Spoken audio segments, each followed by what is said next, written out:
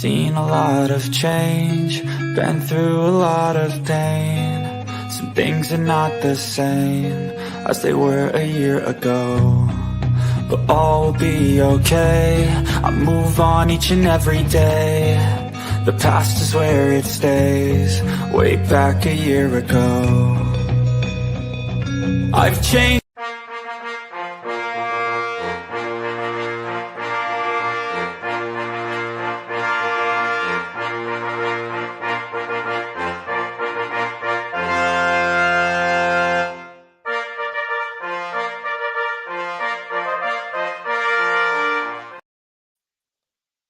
Hello, welcome back.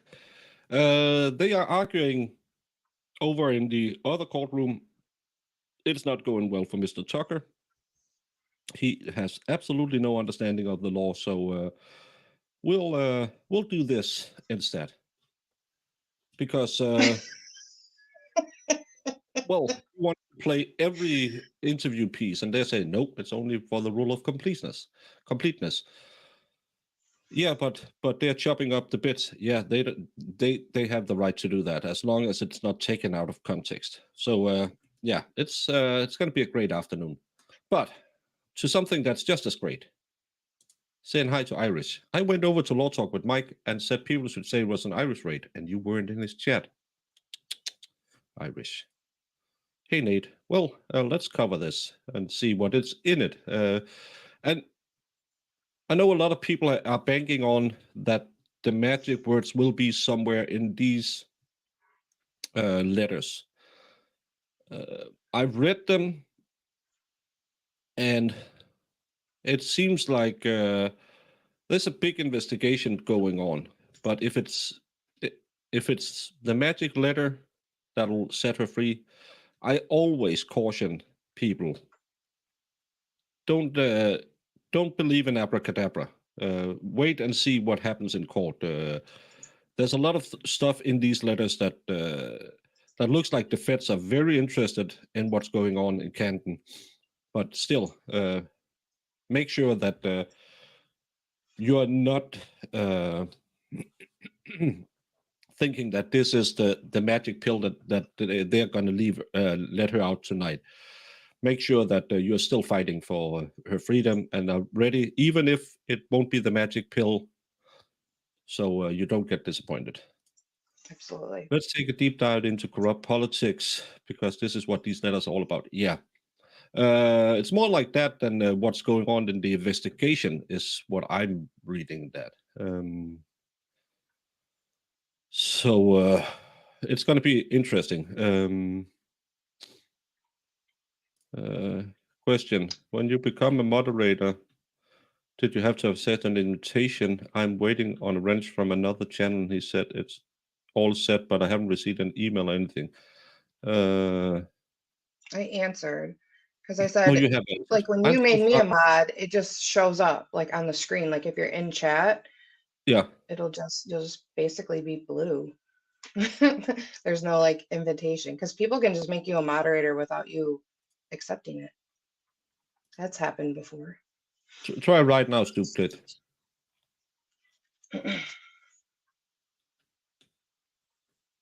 Snoop Kid, try and write something in the chat. Yeah, until you hear dismissed with prejudice, always keep fighting. Always believing some little thing will be pulled out of their sleeve. Yeah, now we know she's hot under the collar, but still have tried. See, that's how easy. Like. Yep. That's how easy it is to become a moderator. Well, I'm going to pull it off of you again. It's just it was just to show you how it works. But that's how easy it is, and it's just as easy doing this. So now you're not blue anymore. So it's just to show you. But it's just to show how easy it is to become a moderator. Yes. So yeah. But that's how it goes. I bought you. Yeah. Bing. Yeah, I took it away. Again because I'm trying to. I gave out a lot of mod keys in the beginning, and now I'm trying to take them a little bit back. So it's only the mean people like Iris who has them. Well, and no offense to Stoop Kid, but you want to be careful who you mod. You want to like know the person, you know. Yeah, of course but that's why Iris is the big mod. She can hammer everyone down. So yeah, no, but it was just to show you how easy it is to mod someone. So yeah, Justin, there's not money enough in the world. No, you're a good guy. And Stoop Kid, you're probably just as good a guy, but still, I'm trying to keep the moderation low. So because the more you grow, the more people come in here. Well, we all love Iris.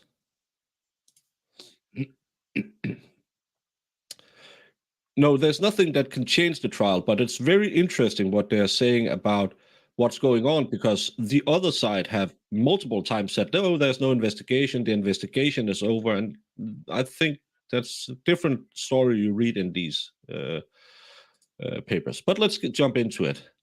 The first letter is just the lovely Honorary Beverly J. Canoon saying, with respect to above captioned matter, we received notice via letter dated January 9 from the counsel of the defendant regarding motion to protect blah, blah, blah. Received copies of a motion, the defendant's opposition and related filings, including copies of the 8 letters at issue. We are also aware of the upcoming hearing scheduled for January 18th. We had that hearing. We appreciate the opportunity to be heard on this issue, having reviewed all materials referenced above. The Department of Justice and U.S. Attorney's Office for the District of Massachusetts do not object to public disclosure of the correspondence at issue in pending motion. That's Adam V. Deitch, Assistant U.S. Attorney, who have just gave her the answer that, yeah, you can publish it. We heard that in the January 18th hearing. Hello, Murph. Stoop Kid. I don't gender people. Oh, I don't know why I called you. How many times have I made people say, no, I'm a girl? Lefty, for the longest time, I thought he was boy. My lord.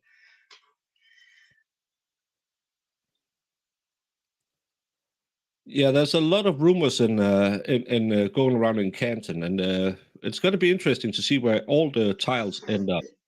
But the first letter, dated May 18th, 2023, and that's Office of Personal Responsibility, U.S. Department of Justice, who receives the letter from Michael V. Morrissey, District Attorney. I write to formally request that an ongoing investigation being conducted by the U.S. State Attorney's Office for the District of Massachusetts be examined by the Office of Professional Responsibility, and should the investigation continue, that it's been transferred to another office without history of conflict, bias, and abuse of prosecutorial discretion as outlined below. I'm sorry for not being that much into Canton politics, but I believe there was a very contentious election for the DA's office. So I think that's why they believe it's biased. The facts and evidence gathered, including more than the Norfolk District's attorney has undertaken an extensive investigation into the facts and circumstances of the death of John O'Keefe. The facts and evidence gathered included more than 40 individuals testifying before the Norfolk County Grand Jury, led to a second-degree murder indictment of Karen Reed. Reed was the operator of the vehicle that, the evidence demonstrates, struck her boyfriend. Boston police officer John O'Keefe. O'Keefe was then left to die on the side of the road during the evening of so-and-so. We know all of these facts. The case has systematically making its way through Norfolk Superior Court, with ongoing discovery still active and open, including motions under advisement and motions not yet heard. The defendant, through counsel, has been raising what's that word, Jamie? I lost my spot. Oh, I shouldn't do that. I should do this.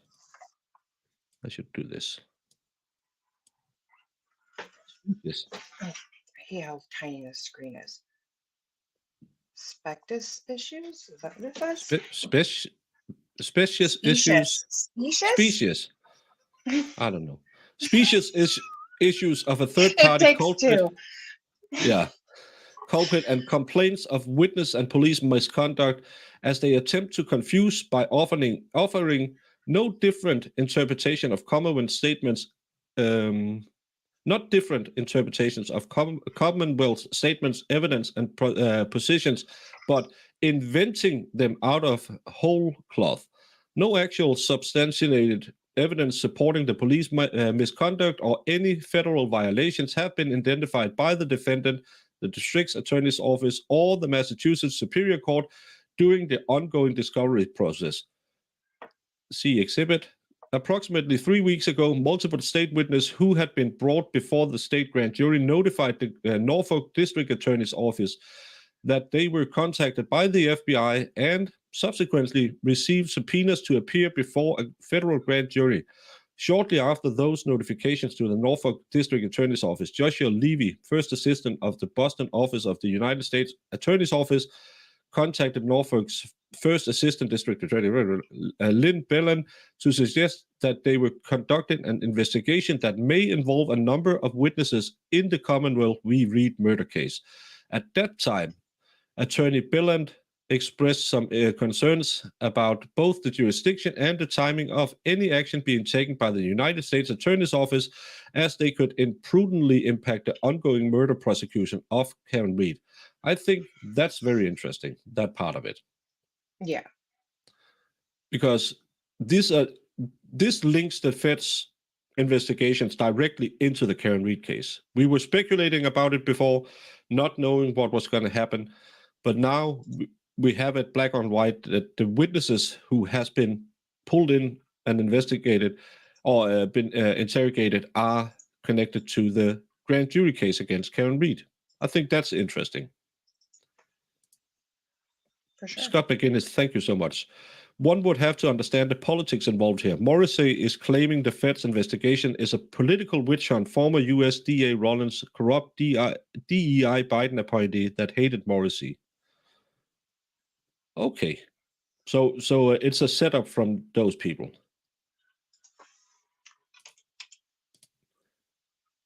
We should rewatch the Morrissey press conference, acting like a defense attorney for the people being questioned in this case. I've never seen anything like it.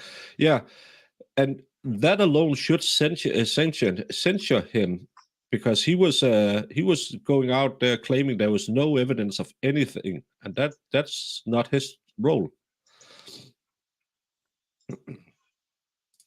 Would Levy really do all this for a disgraced USDA? I don't see why. No, and that's the big problem. I know you can use the feds as a tool sometimes, but can you make this move just for a murder case to hit someone you don't like? That seems weird. Spacious, superficial, plausible, but actually wrong. A spacious argument, misleading in appearance, especially misleadingly attractive. So when I say I'm handsome, that's a spacious argument. No, Morrissey is the same guy that solved a case a couple of weeks ago before the ME had even been to the scene or a single door knock. Morrissey is peed off that the Fed started a grand jury to look into his corruption. In fact, Morrissey had these letters, then went and did a piece to camera to basically say the defense were liars and the proctor hadn't been to the crime scene. Shows he was trying to mold the narrative. Yeah, and that's the big problem I have. I can't see how he couldn't, why he wouldn't get in trouble with that, because you have proctor logging stuff on the crime scene at the day where the DA claims he wasn't there. And that's another little problem. Hello, Melissa Matee. Thigh. But I think it's very interesting that may involve a number of witnesses in the Commonwealth v. Reed. That to me is very interesting. That's one of the things I looked with a little surprise in this. Again, Nothing about other than the DA claiming that the defense is lying. Based on the collective experience of several of my colleagues, Massachusetts district attorneys, and a former federal prosecutor, it appears to be unprecedented for the federal government to step into the middle of an ongoing state murder prosecution prompted only by inflammatory and ethically dubious defense strategy. That's kind of hard words to come out with. Saying the defense is just lying, so that's why they raised it. Hello. He seems to not be a big fan of the defense. That's twice he accused them of lying so far. Yeah. That's not a good look. In the conversation with first Assistant Norfolk District Attorney Lynn Belland, blah, blah, blah, Joshua Levy declined to identify what jurisdiction the federal government had in the murder case. In what appears to be a highly unusual and possibly abusive exercise of power, Attorney Levy indicated that the U.S. Attorney's Office was still proceeding ahead with an investigation that would involve individuals who were active participants in events and or witnesses in the state case. Attorney Belland reminded AUSA Joshua Levy that any statements and testimony taken in such an investigation that pertain to any of the witnesses in an ongoing state murder trial may create an ongoing obligation for state prosecutors to provide defense with access to all information and statements gathered and recorded as a result of federal investigation. And that's why I think the defense for Karen Read really like to have this out in the open, because you can read that two ways. That we're so concerned, we want to make sure they have all the evidence they need, because the witnesses could have said something that might help their case, and it's our obligation to make sure that they have it. Or you could read it kind of like, don't look into this, because it could help the defense. Again, just like a very famous journalist in Massachusetts, I'm coloring in the corners of the picture. Morrissey is panicking between the lines here because he knows his state witnesses are liars and their lies would be exposed to the federal grand jury. Well, yeah, he wants to know if it's appropriate. Yeah. Proctor reports says he arrived at the scene and began interviewing witnesses. Yeah. There's so many problems with Proctor's reports. You really could go into it's a whole odyssey in itself. The woman resigned from his office 8 years ago. That's who he cites as a conflict of interest. Only 8 years ago. That's, yeah. We're just reading the 6 letters that's been disclosed from the Karen Read case in the federal investigation into the Norfolk DA. Proctor's first witness was Jen McCabe, not the homeowners, as would be normal policy. Yeah. If I was the defense attorney in this case, I would be prepping all of those questions. All of those questions. Well, he just said that into the middle of an ongoing state murder prosecution prompted only by inflammatory and ethical dubious defense strategy. So he's calling the defense liars. Well, don't get your hopes too high up, because it's not I don't think it's going to get her out of prison, but I think it shines the light on there's more out there. It's a good way to see there's something we haven't seen yet, and there's something that has the DA's office running scared. That's how I read them. And that's what I see most of in this in these letters. There's something there, but we can't really see what there is, so we can only speculate. But the U.S. State Attorney's Office offered the opinion that you can't turn over information that you don't have. This position leaves state authorities potentially unavailable to meet the constitutional mandate expressed in Bradley v. Maryland and corresponding Massachusetts rules. That's really interesting to me as well. all of a sudden they are very interested in being able to turn over the evidence to help Karen Reed. Bullshit. DNA evidence, Lady Chloe, Yeah. the clothes, the car. Where's the What belt? else haven't they turned over so far? Yeah. It's it's not anything groundbreaking for Karen like a lot of people were hoping for. It does show some serious consciousness of guilt in Morris's office. Yeah, exactly. There's something there. Yeah, exactly. But I love that all of a sudden they are very, very interesting in helping and helping this poor defendant, but they still haven't turned over the evidence. So chilling out. Nice to hear. Any of you guys like the game of Risk? It's a long time since I played it. Yeah, I haven't played it. Lost tissue samples, the missing shoe, the shoe they found the next day, the chain of evidence, and yeah. It's not a nothing burger, so you won't see it breaking on CNN. Yeah, that's probably a good way to see it.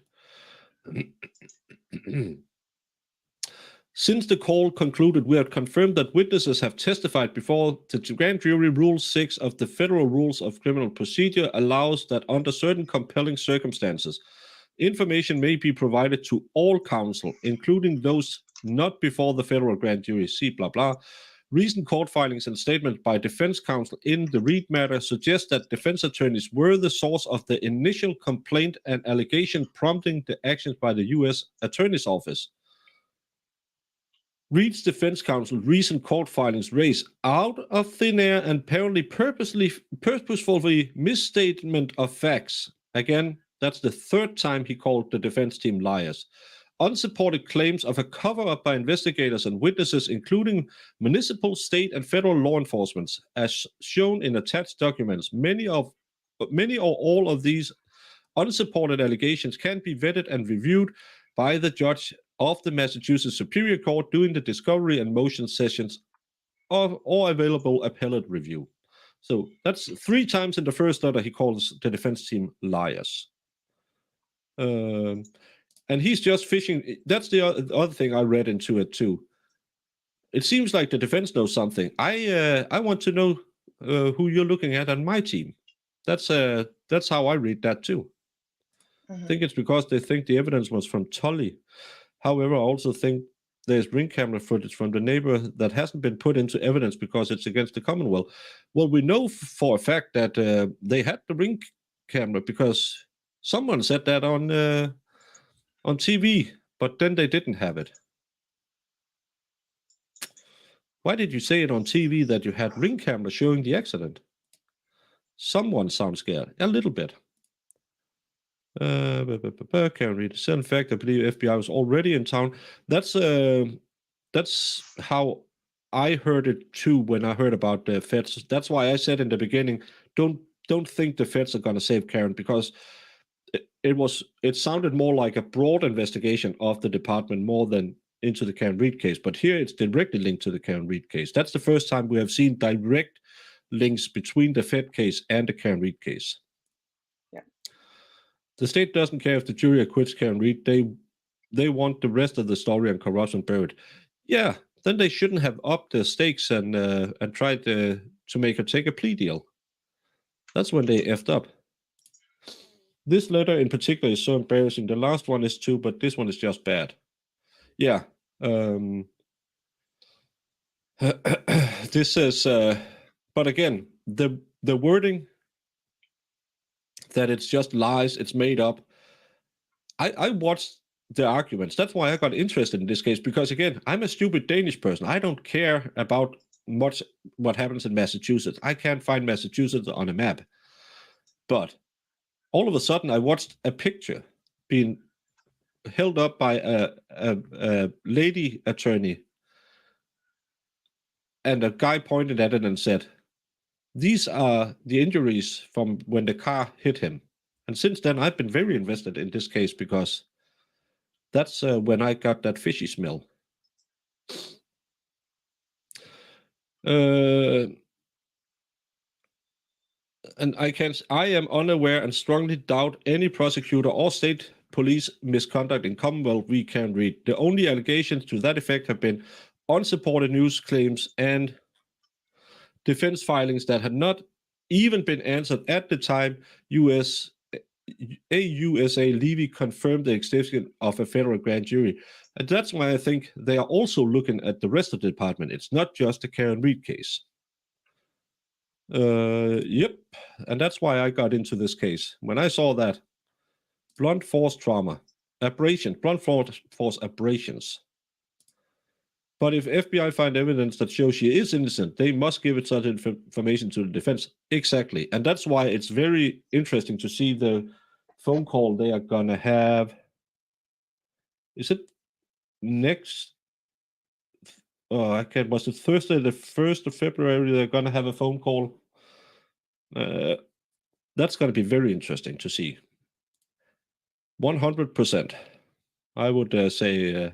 yeah, I would make that exhibit 100. That's why you like your brother. You don't have to be able to find us on a map when you keep it real. And yeah, and I know I'm going to anger some people when I'm going to say I don't think this is the magic pill that sets her free, because I know a lot of people are putting a lot of trust into this, and they are hoping for the magic pill. But we need to see her walk out of prison before I believe she's free. Poor Emmy had a pew-pew to her head. She had to lie. Well, she didn't lie, because she never said that it wasn't dog bites. She just said she didn't know anything about dog bites. Blunt force trauma, exactly. Blunt force abrasions. That's the legal word.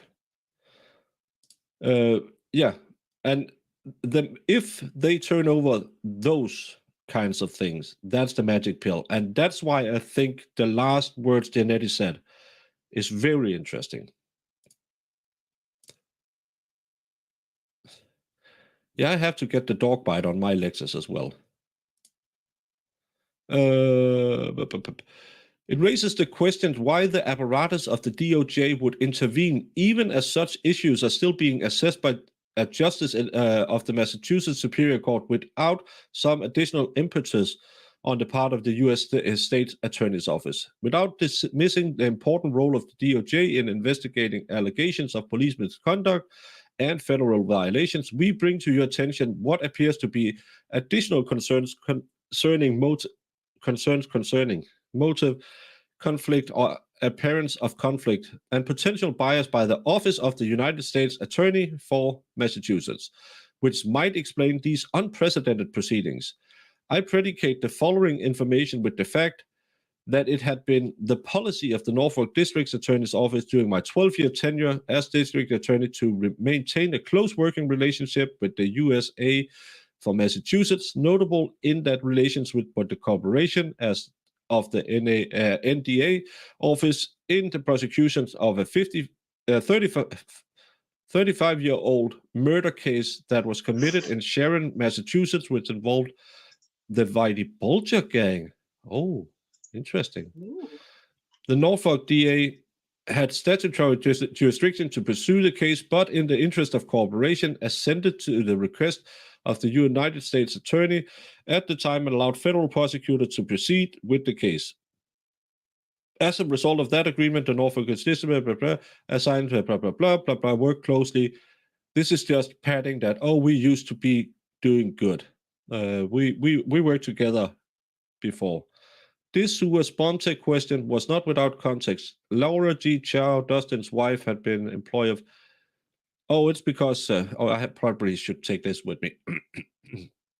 During this period, AUSA Dustin Chow, without nexus to the prosecutions, asked a Massachusetts State Police detective involved in the matter if he had any kind of damaging information on the district attorney, first assistant, or the Norfolk District Attorney's Office. These sua sponte questions were not without context. Laura G. Chow, Dustin's wife, had been an employee of the Norfolk District Attorney's Office prior to the case mentioned above. Not long into her tenure, it became apparent to her supervisors that she required more seasoning and legal experience if she was to succeed in a superior court role.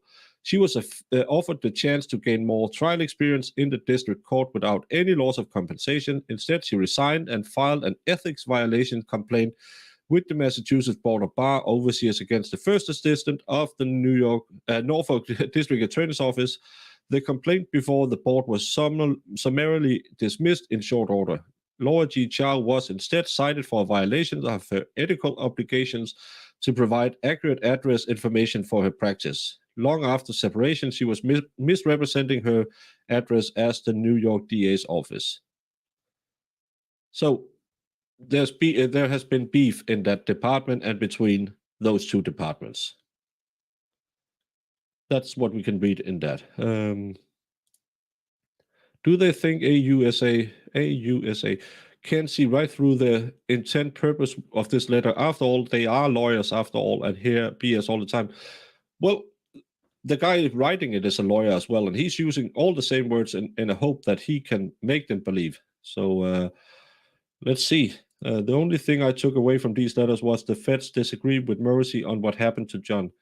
Well, I haven't gotten to the feds' responses yet. Let's see. The two-week process is critical here. What the FBI has discovered, whilst investigation, Fat Cat Morrissey has to be handed over. Exactly. That's and there in that process could be the magic bean. Laura Childs that he cites was the one that resigned 8 years ago. Yeah, but all of a sudden it's very important, and she's the one who made them investigate this. I began composing, apparently prompted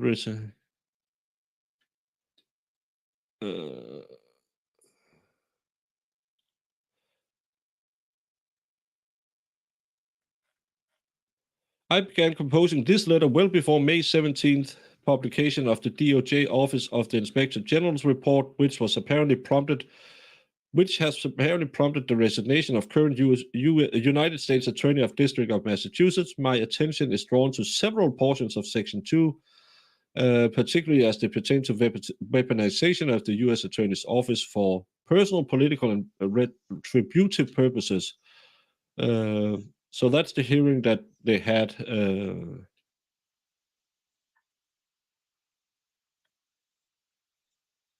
That's from another investigation, it's not pertaining to this. These DOJ findings in question reinforce my belief that the U.S. State Attorney's Office for the District of Massachusetts must be removed from whatever investigation is being conducted into the Reed matter. I believe that a reasonable person could conclude that the same type of tactics are being employed against the Norfolk District Attorney's Office in the Reed investigation. The outgoing United States Attorney had made no secret of her personal animosity towards me, including repeated, crude, outlandish, personal and professional attacks against me in the media during her time as Suffolk District Attorney. Oh. Be nice, people. Maybe he should arrest her for witness intimidation.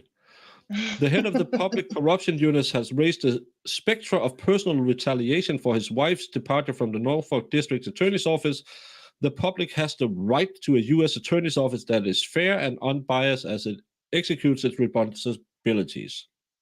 So the defense is lying and the U.S. Attorney's Office is corrupt. That's what we have read so far.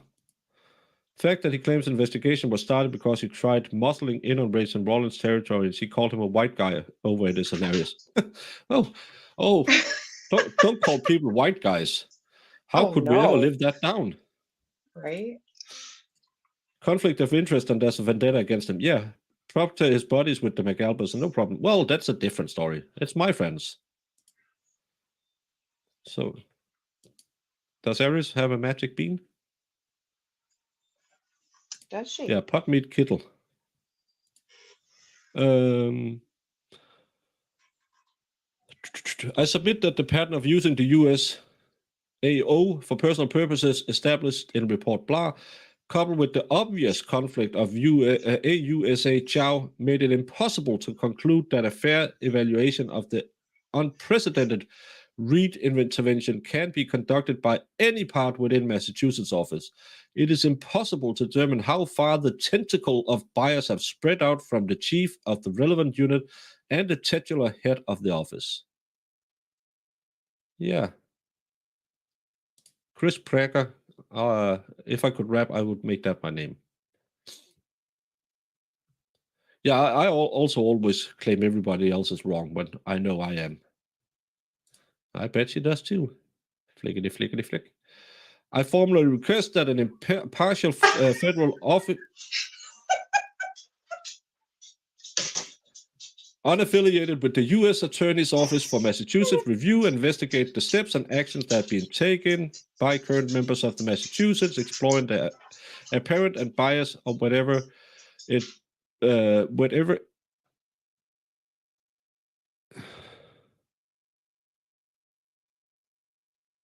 and whether it predisposes them to abuse their prosecutorial discretion. In this matter, in the unlikely case that an impartial review finds that the DOJ investigation into the Karen Reed matter is appropriate, even before the issue of hand have been vetted by the Norfolk Superior Court judge hearing in this case, I request that the investigation be reassigned from parties with clearly stated and documented bias against members of the Norfolk District Attorney's Office to attorneys entirely outside the office.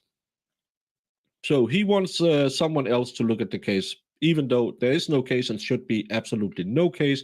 It's all lies. Yeah, he wants someone he can trust. In every state is a blessing, but government, even if its best state is but an absolute evil, it's the worst state and intolerable one. Thomas Paine. Yeah. Oh, those words I shouldn't have up. Hey, Fedorowski. But yeah, let's just make sure that someone else looks at it, because all the people you're talking to are corrupt. And we start out with the Office of Professional blah blah blah, requesting that OPR investigate the decision by the U.S. State's Attorney to subpoena individuals who are witnesses in your pending state prosecution to testify before the grand jury in an ongoing federal investigation. You stated that the USAO investigation is possibly an abusive exercise of power and likely based only on defendant Karen Reed's specious claims of witness and police misconduct. In addition to an investigation of the USAO's investigative decisions, you request that OPR transfer the USAO's pending investigation to another office without a history of conflict, bias, and abuse of prosecutorial discretion. That sounds like they pulled out all the hits. OPR has jurisdiction to investigate allegations of misconduct involving Department of Justice attorneys that relate to the exercise of their authority to investigate, litigate, or provide legal advice, as well as allegations of misconduct by law enforcement personnel that are related to allegations of attorney misconduct within the jurisdiction of OPR. However, it is the policy of this office to refrain from investigating such issues or allegations if an active investigation is ongoing or litigation is pending. With regard to your request that another office be assigned to the pending grand jury investigation, a matter outside of OPR's jurisdiction, OPR forwarded your complaint to the Executive Office of United States Attorneys for whatever action it deems appropriate. Further inquiry regarding that issue may be directed to blah, blah, blah. So thank you for advising us of your concerns, but not our table. Go to someone else and cry.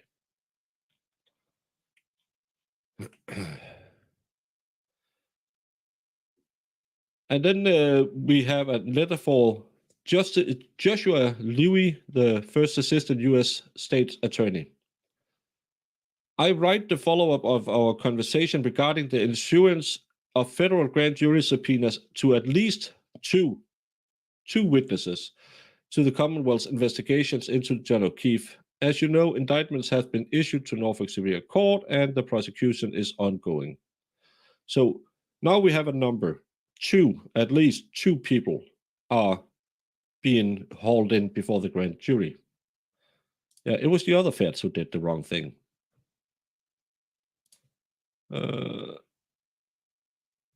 Well, Brendan, I also read that Aiden is a federal informer / provocateur who works with the Massachusetts Nazi. Oh,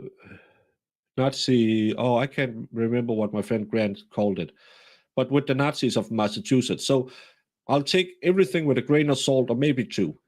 But one of the things we always have to be very mindful of is my sources say, because who are these sources and how can we trust them, because we can't vet them. I know that I read the same thing on Twitter, that someone had told the family that it wouldn't go to court. But how do they know? That's always the big question. But yeah, darn Glow is always dirtying my good name and reputation. Yeah. So the state wants this to go to trial. They know Karen Reed will never be convicted. They just want to turn her into another Casey Anthony to protect the real murders. Well, maybe, but it's going to look bad if she's let go.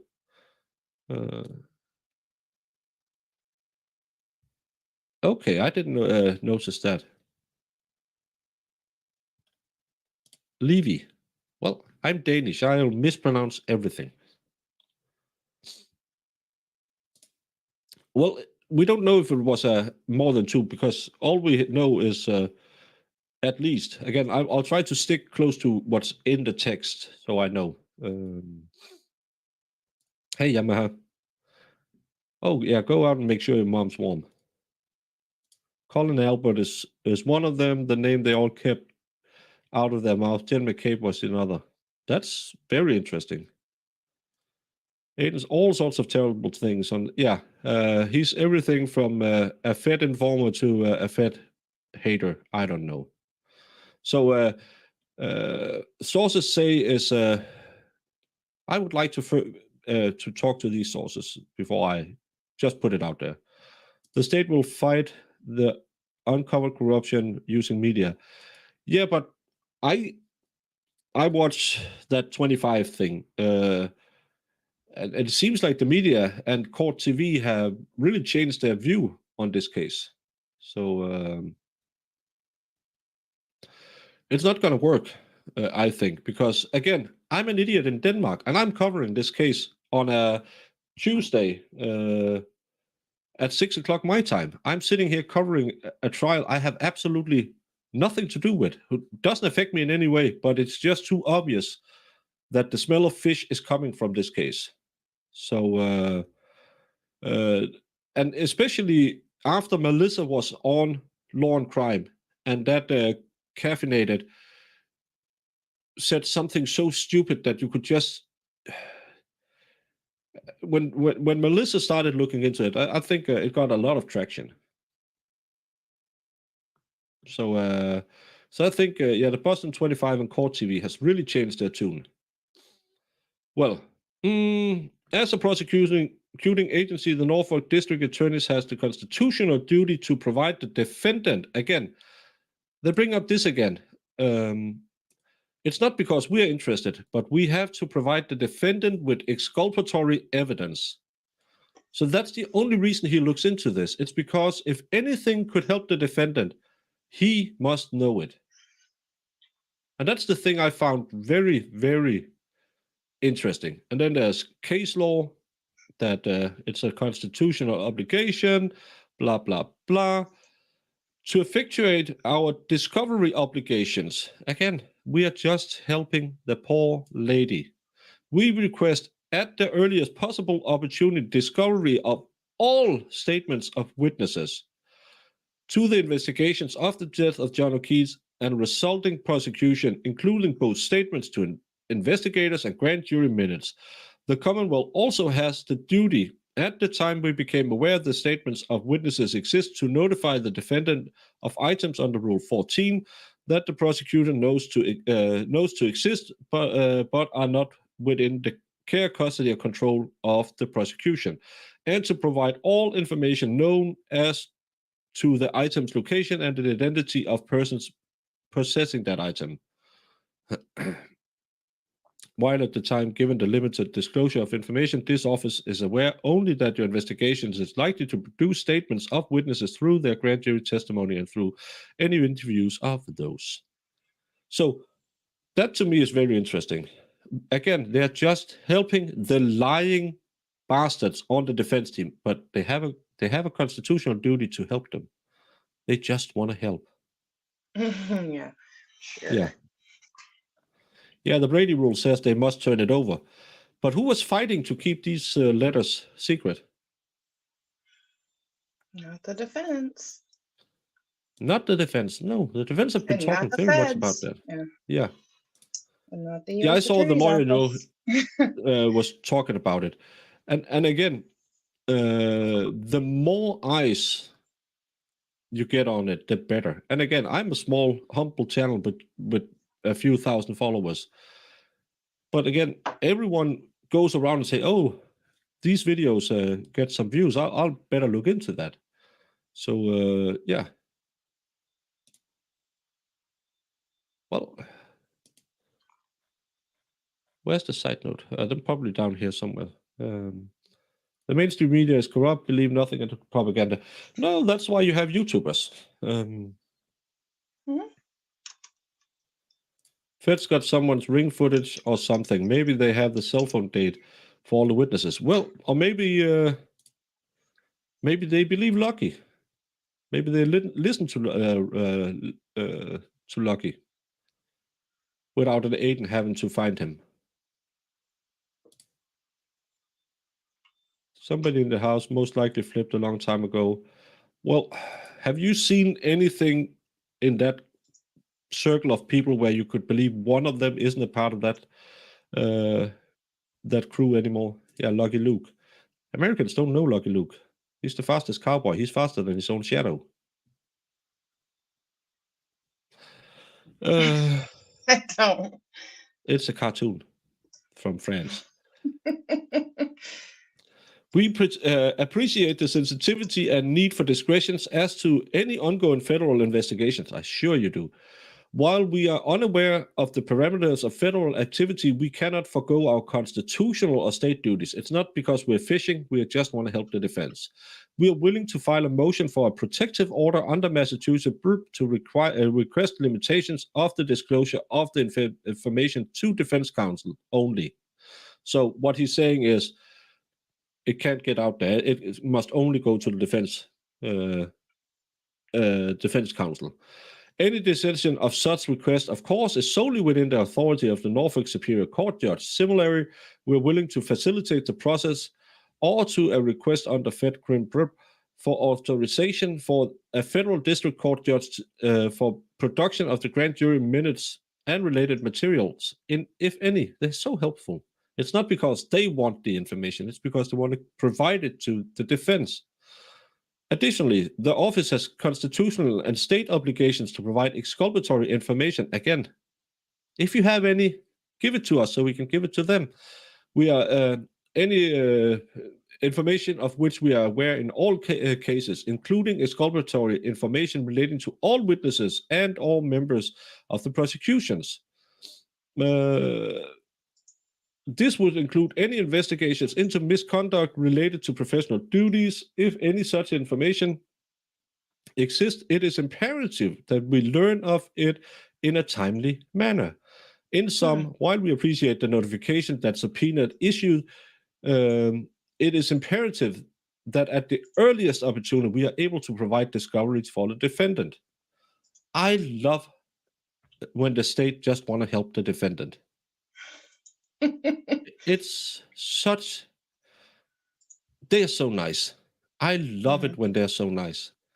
It's not because they want to know what they are holding on to. They just want to help the defense. They just want to help. Yeah. It's so helpful. I like it. Hey, Clumsy. Long time no see. Hope you're doing well. Had a great New Year's. So they want to be the funnel of information so they can pick and choose. No. It's they won't pick and choose. Of course they won't. They have a constitutional duty to provide it for them. Haley, they just want to help. The phone data in murder case should have been sufficient to acquit him. Phones moving at the same time, different patient. Yeah, but MG law, as I always claim, it's not about the law, it's about the jury. And the jury saw 6 weeks of financial crime in a murder trial, and that's why he was convicted. Yeah, don't be pessimistic. Haven't you? Morrissey is a good guy. And let's read. But there's been such an amount of time passed. They must have had whatever information we're talking about for months. We don't know what Karen Reed's attorney have, because if it's under some kind of a protection order, we can't see it either. But after the last hearing, with the statements, because I know why he said, it's clear from the letters that Morrissey is under investigation, because Morrissey said my office is under investigation. So Morrissey is under investigation. But it's clear whatever they have had from the grand jury must be something. It's not nothing. The way he ended the meeting by saying what he said, and don't believe Grant when he said that the feds are naming Morrissey, because that wasn't what he said. But he said that in good conscience, they can't let this go to trial. That's very interesting. To me, that's the part. And Janetti wouldn't say that if he didn't have something, because he doesn't come off as a stupid lawyer. Yeah, the feds had it for quite some time. Yeah, that's another thing. Again, that's why I say the magic bean probably isn't there.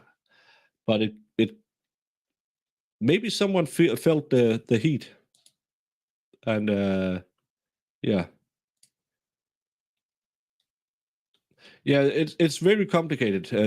You have to have like a timeline drawn out to make sure you know who is Colin Albert and who is this Albert and Chris Albert and who's Chloe the dog. So more than a year, but still no action until a month before trial. Seems strange.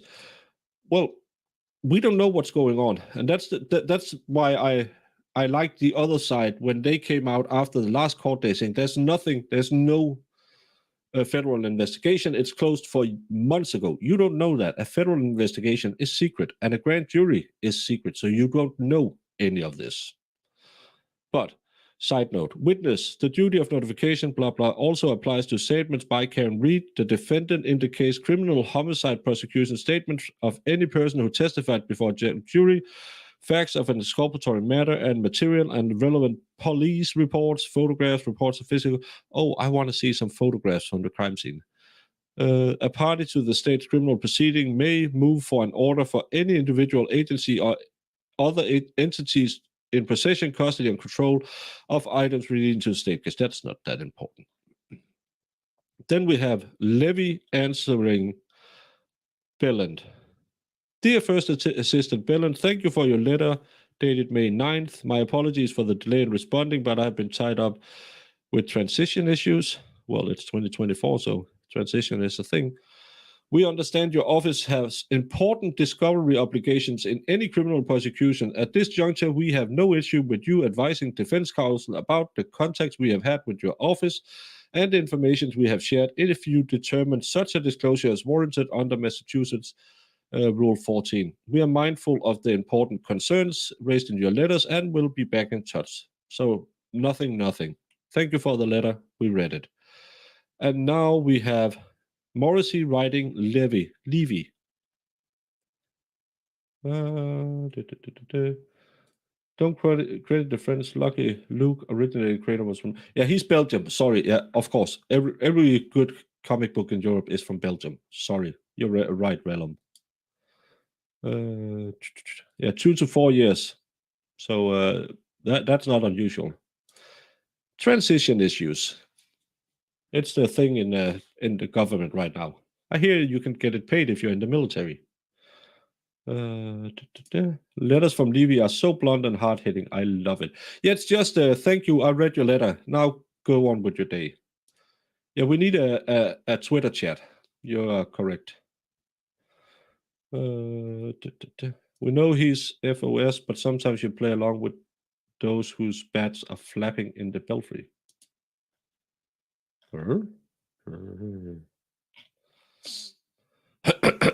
Well, again, Mr. Morrissey, this is a follow-up of our previous communication stated blah, and your blah, blah, blah. On the indictment of second-degree murder, manslaughter while operating blah. Under the Massachusetts Rule of Criminal Procedure, mandatory discovery includes items and informations within the government's possession, custody, blah. We have read this before. Statements by the defendant. We have that was the side note we had before. Why are you putting that in again? Is there anything new? No. The government also has the duty to notify the defendants of items. Yeah, you had that in your last letter. To effectuate our discovery obligations, we are requesting statements to investigators and grand jury minutes to witness. You stated that in the last letter as well, to the extent they may exist. Any of the other above described items or materials given the impending trial date, prompt disclosure is critically important. If there is a need for limited disclosure of such item, please include such a request. We are willing, with the appropriate foundation, to file a motion for protective order under Massachusetts blah blah to request limitation of the discovery of the information to defense counsel only. Any decision of such request, of course, is solely within blah blah. You said that before. Additionally, this office has constitutionally a state obligations to provide exculpatory. You said this before. The would include any investigation into misconduct related to professional. You said this before. Again, this is just rehashing the letter from before. It is imperative that the earliest opportunity we are able to provide discovery to the defendant. If the investigations remain ongoing, we request notice of that status and information as to when the investigation may be concluded, and particularly whether the investigation is anticipated to be concluded prior to the March 2024 trial date. Sincerely, Lynn Beland. This letter, to me, is where I feel, if you want to put some hopes on it, they're very afraid of what they have. This letter here is what I feel is where you can feel Morris's office is very worried about what they have. They just sent a letter with the exact same statements that they had in their previous letters and added this little thing down here. Oh, I can't do that. Okay. No, now it won't do it. Yeah, I know. Come on. But this is the part of it I find very interesting. That they want to know what they have so they can prepare for it. So they are afraid that there's an ongoing investigation they are not, they don't know anything about. So yeah. Yeah, I know. Stop. I'm not using it. Stop it. Why are you being stupid now? Oh, come on. I just need the next page. Please go away. I'm not using it. Please go away.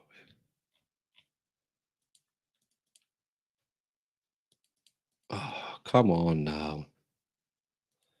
Just going to refresh and go to page 15. And then we have another one from the U.S. Department of Justice to Lynn Beland. This responds to a June 21, 2023 letter concerning your putative request for a recusal of the UK's United States Attorney's Office from the pending state criminal matter. As you indicated, Department of Justice Office, blah, blah, blah, informed you that they had referred your May 18th letter to my office for whatever action I deemed appropriate. consistent with the terms of referral form OPR, I contacted acting United States Attorney Joshua Levy. Based on my understanding from that discussion with USA Levy, his office has a very different opinion of the circumstances in this case than as presented in Mr. Morrissey's letter. His office has not reached any official determination whether prosecution is warranted, but they believe it is essential to continue their investigation given the information of which they are aware. At this time, we see no basis for recusal in this investigation. Thank you for your contact information, J. Macklin. So the last two I find are the ones where there's the most there. We know now that some of the witnesses, and it could be Proctor, it could be the McCabe's, it could be anyone, has been summoned for a grand jury by the state. We know Morrissey is very interested in finding out what's going on, in my opinion. It seems like he is very determined to find out what the state knows, especially the last letter where they are asking for any speedy discovery, any speedy. Yeah, they want it as soon as possible. I can't English right now. And the last one is there's still at this time, which was at August 3rd last year, there was still an investigation going on. We just learned about Twitter Pro. This is fun. Well, you always have fun. It's all the cheese. It's in August 3rd. This letter is sent. So this is between the first and the second hearing. That's to me, that's interesting. At that point, there was still an ongoing investigation. Even though that some people claim that no, it's been over for a long time. And I would say the last two letters, especially the wording in the last paragraph, this is to inquire about the status of this request and to provide... no, not this one. No. What? Where was it? I just read it. No, this is for the OPI. Oh, sorry, I jumped a page. Sorry, this was the one. No, I missed a whole bunch of them. Sorry, it's because it acted up. Oh, it was this one. It is imperative that the earliest opportunity we are able to provide discovery to the defendant. If the investigation remains ongoing, we request notice of that status.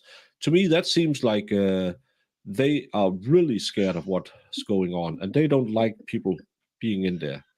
And the ones I missed is from Michael Morrissey to the Federal Bureau of Investigation, Jody Cohen, Special Agent in Charge.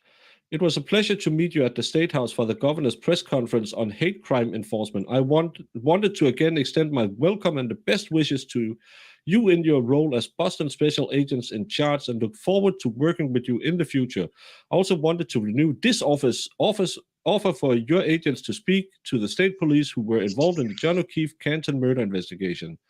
My first assistant district attorney also mentioned our willingness to talk to the FBI, to the acting U.S. attorney. If you would like to have our guest investigators talk to the state police, you can call Brian Tolley. Oh, that's his number. We shouldn't show that. And then we have a letter to J. Macklin, General Counsel.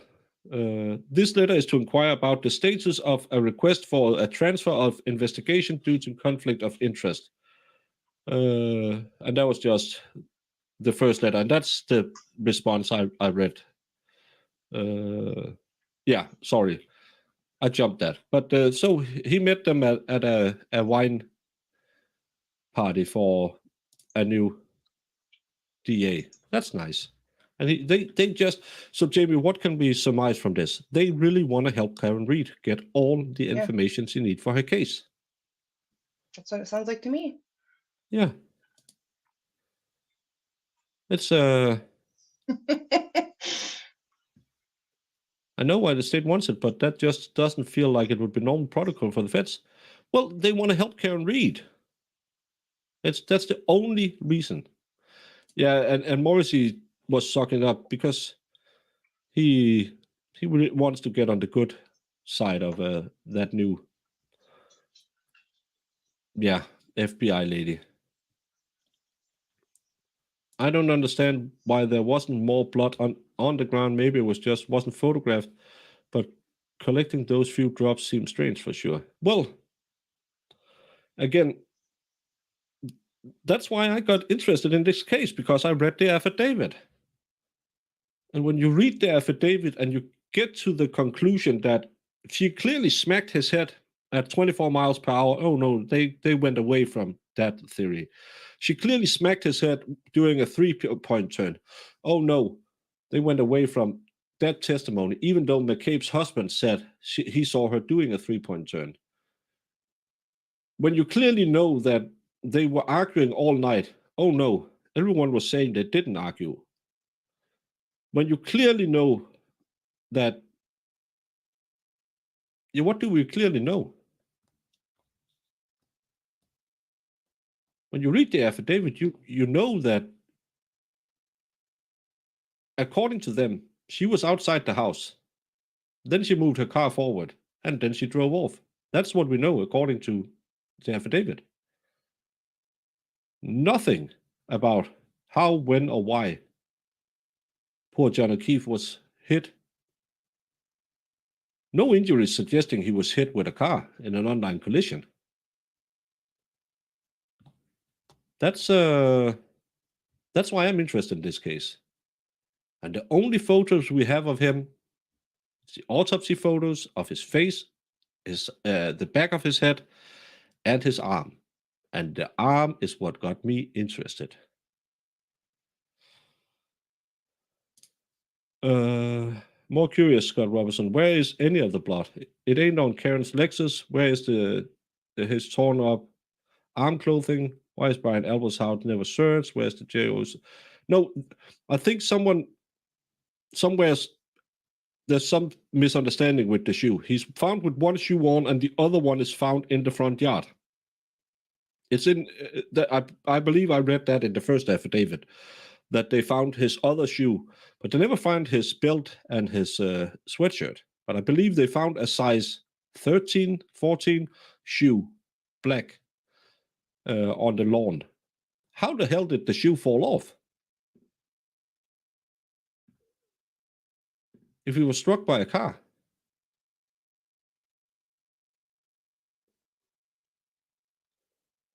How does his belt come off?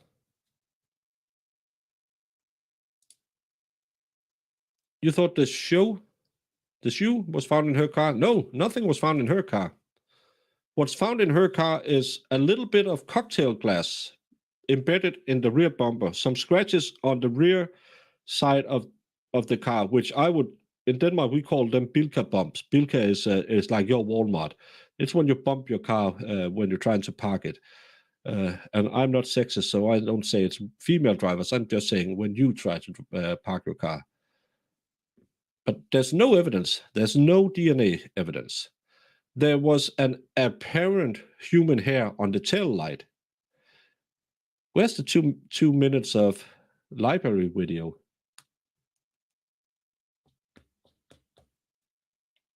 Yeah, the shoe was found 12 hours later. But the magic shoe 12 hours later is nothing. The tail light 5 days later, that's the magic part.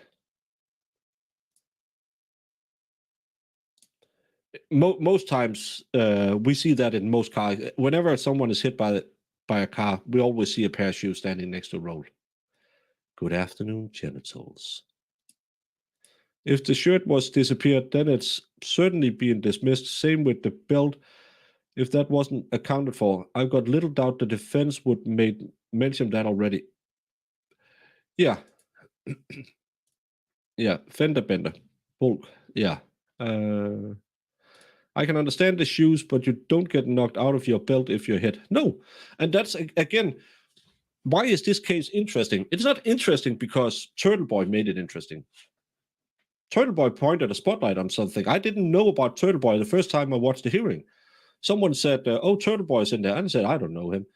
I knew someone thought he was a bad guy. I never heard about him. But people were saying, oh, you're just in it because you want to be, you're a turtle rider. I had Aiden on once. Seems like a nice guy, knows a lot about the case. But I find the case interesting. I've done several videos now on the case, always doing what I feel some other people might have to do. I've always read whatever is presented in court. I didn't sit here and believe that Aiden was a federal informant about the new neo-Nazi groups in Massachusetts, as some people just made up. I'm not sure that there's going to be a whole slew of civilian cases going on after this. I try to keep myself to what's written in the letters, and I don't think I'll say it again, it's not a magic pill, but it's a clear indication that Morrissey's office is rattled. That's what I read in this. For sure. Yeah, especially after we watched the Lori Ann Phillips case, where she wasn't even convicted of accidental killing her abusive husband. He was crushed on the torso, and there was fibers found underneath the car. There's nothing on this car. Nothing. He had no shirt, but with a jacket. No, he had two sweatshirts on, as far as I know. And the outer sweatshirt hasn't been found. Yeah, there's several other cameras, but it's magic that the 2 minutes and we turned over whatever we got. We just downloaded it. We don't know where it went. Video of New York City cop getting hit by a Lexus in today's New York Post. Low speed, broken leg, and substance. That's another thing. And again, I say this many a time. I have been doing jury duties for 12 years in Denmark. We have a different system where we are continuous jurors for 4 years at a time. I have never seen anyone hit by a car without injuries. I have seen people being hit at highway speed. That's not fun. I have seen kids hit at almost rolling speed. Something breaks if you're hit by a car. And I know, there was microfractions to his skull. Yeah, that's not consistent with a 5,000-pound car hitting you square in the head. It's just not consistent. Yeah. And I know I'm preaching to the choir. All of you have seen all the evidence. All of you have read all of it. But again, how this case can go forward, I don't know. And I mean, us Midwesters know all about deer. Yeah. Deer usually don't weigh as much as a human being. No, but the way you're driving, you're clocking them way over 24 miles per hour. Hey, I've only had a deer hit my car while I was stopped at a stop sign. Clumsy and it dented it. I have that problem when I drink tequila. Yeah, of course they are pre-autopsy, but still the damage we see to his face, I still can't. Let me just do it, because let's do stupid things. I have to stop soon because we have another thing coming up soon. But do I still have it? How was he hit? I still don't know how his head was hit, and only his head. This is what AI puts out when you put the facts into AI. How was he hit? So those injuries was the one. Look for reflections of the eyes when your headlights hit. Also, one crosses, there's always more. Yeah, stay clear of deer. My brother had the Volkswagen ID4. I don't know if you call it that in the US. It's an electric car. And because all of these electric and modern vehicles have all of that anti-crash thingies and stuff built into them. It still slammed right into the side of him, and he had to have everything changed on the front. It's Mm-hmm. and that it was the deer running into the car. It wasn't even the car running into the deer. Yeah. I was stopped at a stop sign and one came out of the bushes and hit my driver's side door, and just I couldn't even open my driver's side door. No. Stoop kid, I've said this many a time. I have a bit of a meaty arm because I used to be a baker. How can blunt force trauma leave scratches and your arm would be black and blue? Because you have Also, muscle and sorry. fat. You have a lot of muscle and fat here.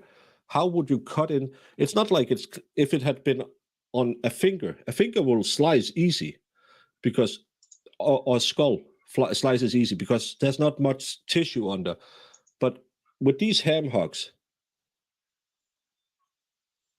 yeah, let's flex them a bit. There's a lot of muscle and tissues under that. How can you say a hit with a blunt force object slices the arm? Yeah, Scott McGinnis, let's not fool around. Well, you're talking about, what did we joke about before all this time? Like, was there razor blades on that car? Yeah, And also, if it's, but then they're saying it's road rash, so they're saying he was dragged. I don't really understand any of it. Also, if they think maybe he got run over and it made those marks, then he would have had broken bones. So yeah, there's so much that makes no absolute sense at all. yeah, and again, that's why this case doesn't make sense. And you can smoke as much weed as you will and say, yeah, if you just look at the evidence, everything is fine. No. Burp as much as you want into your microphone. It doesn't make any sense. That's why Blunt me and force Baker trauma. liked it. He showed me and I was like, Yeah, what's happening now? There, and we just like were hooked ever since. It was because yeah. it had nothing to do with the people around it. It had everything to do with just what they were saying in court, and it was super interesting. How much does the idea of a dog bite affect your opinion on this case? The dog bite was what brought me into the case because every time I show that picture, my channel get demonetized for that stream. Funny how that Well, we is. both saw it, not knowing a thing, Yeah. and them claiming it was road rash, and I was like, we both were like, that's not road rash at all. What are they talking about? No, That looks like bite marks. I don't know if it can pick. It probably can't pick it up because of the lighting. I have road rash on my knuckles because I fell on a bike. I tore all the skin off my knuckles. It wasn't straight lines. I have a straight line scar here because I sliced a blade into my bone. That looks kind of the same. That's a slice. It's not road rash. Road rash tears your skin. And if a car goes over your arm, even as fat as my arm is, it'll break my arm. So yes, Sure. this the dog bites was what made me interested. But then I started. If you haven't watched my Lego reenactment of the accident, where I tried to read whatever happened in the affidavit and try to reproduce it, nothing makes sense. Nothing the state has put forward makes any sense. What is actually in the affidavit? You know, they were at the bar, and then you know that at some point in the evening, Karen Reed parks her car outside of the house where Jen McCabe and her husband at the front door sees her park the car. Mhm. Mr. Nagel parks right behind him in a 150. She moves her car up here.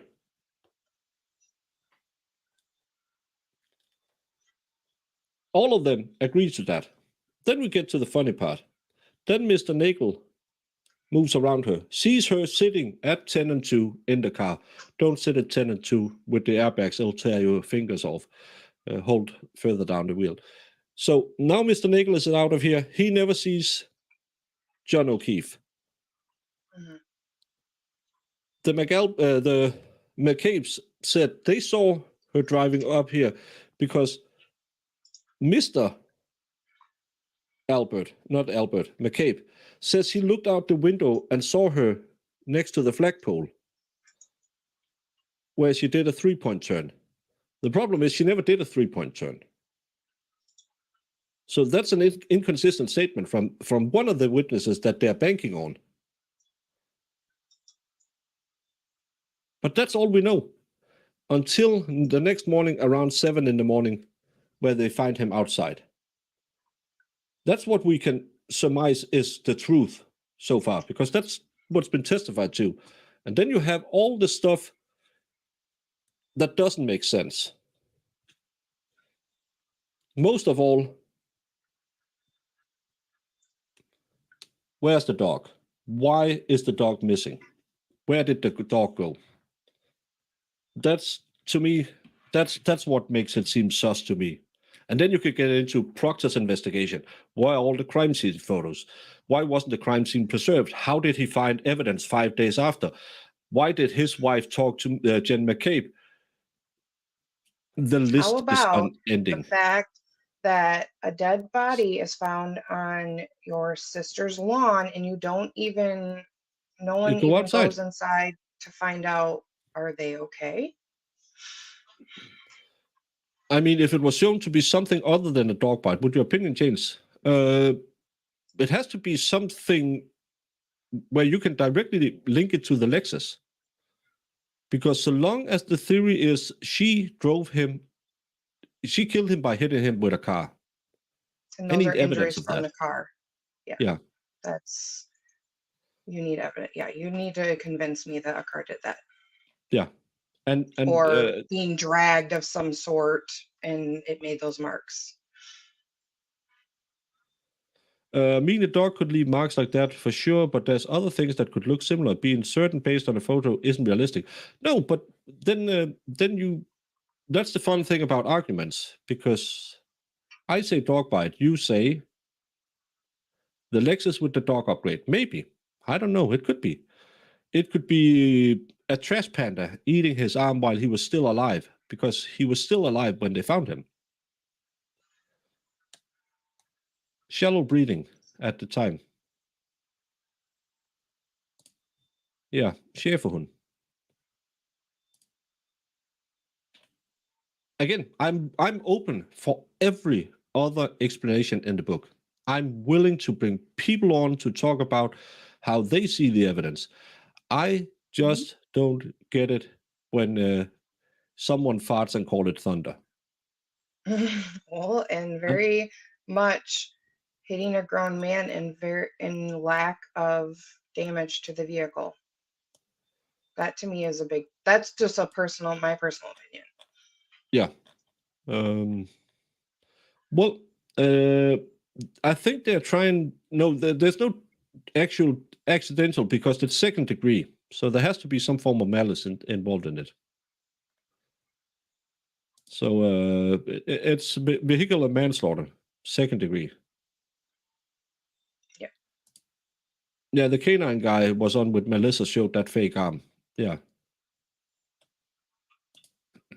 Well, the dog angle, I'm not an expert in dog, but when I saw it the first time, without ever hearing anyone mention this is dog bite, I thought, I had a beagle who got, when it got older, it had a hard time seeing and hearing. And I was carrying my child, and I stepped backwards and I hit him, and he bit me in the leg. And it looked kind of like the same on my calf. It didn't have the scratches, but to me, it just looks like it. But you have to take, if you can take the dog bites out of it, it's okay. Then you have to explain to me how a car slapping someone 12 feet off the road didn't break more bones. How much do I feel the letters carry? Nothing pertaining to the case. it's to me, it's an indication that someone is from around the case is part of a grand jury, directly linking it to the case. As you can read, the funny thing, when I read it, I can see Morrissey getting more and more worried. In the beginning, it's just lies from the defense team. And then it turns into, oh, tell me where you are, tell me what you got, tell me what you have. But directly linking it to that's why I say there's no magic bean here, but there's a clear indication that the DA's office is very worried about what's in the federal investigation. That's what I see. Yeah, but then find me the rock wall. And again, then show me the shirt with the scratches in it. We haven't seen the shirt yet. The problem is a rock wall will not make blunt force trauma. A rock wall is a jagged edge. So that's, again, I'm happy to entertain the idea. And then we move on to the injuries to the body. Because, again, Lori Ann Phillips not hitting her man because she was freed with a car, crossed the left side of his chest. Yeah, that's the importance for the case is it's clear the DA's office doesn't like they are being looked at. That's what I say. That's what I'm finding. But very interesting read. I have to get my dinner and I have another stream coming up in 20 minutes. Thank you all so much for being here. It's going to be very interesting to continue looking into this. Hey, Stace, how you doing? And I think Turtle Boy is back in court on Thursday, so we'll probably have a look at that as well. But I have 20 minutes to eat my dinner. Thank you all so much for watching. And I think I'm sending you over to Dave or something. Say hello from me, and thank you all so much for showing up. Jamie is out there somewhere. She'll be back later. See you in the treehouse in 20 minutes, roughly. Bye, Jamie. Oh, she just went away. See you all later. I'll give you this one on the way out. What exhibit are you referring to? I'm going to make this 100, Your Honor. All right. 100. 100. Because it is 100% 100%. correct. Check in your other. 'Cause I'm